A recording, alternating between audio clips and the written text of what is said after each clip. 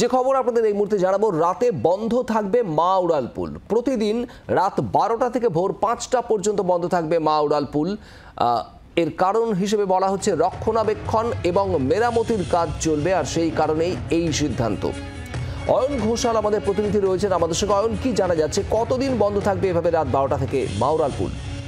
দেখো, বিদ্যাসাগর সেতু এবং তার সংলগ্ন এজেসি এবং মা ফ্লাইওভার এই তিনটি তৈরি হয়েছিল প্রায় 10 থেকে 12 বছর আগে, এবং সেক্ষেত্রে এই সেতুগুলির বিভিন্ন গার্ডার, রক্ষণাবেক্ষণের বিভিন্ন জাংচার পয়েন্ট, এগুলোতে অনেকাংশে এমন কিছু ত্রুটি ধরা পড়েছে যেগুলি সময়ের সঙ্গে সঙ্গে কলকাতার যে কোনো বড় বড় উড়ালপুলেই ধরা পড়ে।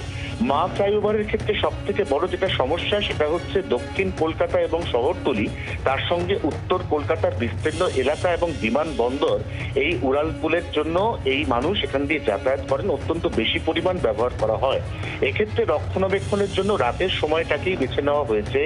এখনো পর্যন্ত কলকাতা পুলিশ সূত্রে যা খবর, তাতে পরবর্তী নির্দেশ না আসা পর্যন্ত প্রতিদিন রাত 12টা থেকে ভোর 5টা পর্যন্ত মা উড়ালপুলে পাক সার্কাস কানেক্টর, সেখান থেকে একেবারে পূর্বমুখী উড়ালপুলের দুটো অংশ, একটা নেমে চলে যাচ্ছে চিংড়িঘাটার দিকে, একটা অন্যদিকে ঘুরে চলে যাচ্ছে রুবির দিকে, এই বিস্তীর্ণ অংশটাই 5 ঘন্টার জন্য প্রতি রাতে সম্পূর্ণ বন্ধ থাকবে। এক্ষেত্রে প্রয়োজনীয় ট্রাফিক ডাইভার্সনের নির্দেশিকা ইতিমধ্যে কলকাতা পুলিশের পক্ষ থেকে জারি করা হয়েছে। শুভজিৎ।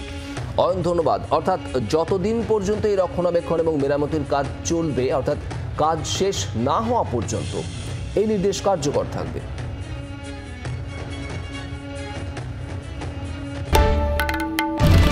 বাংলার আওয়াজ, বাঙালির আবেগ, জি 24 ঘন্টা।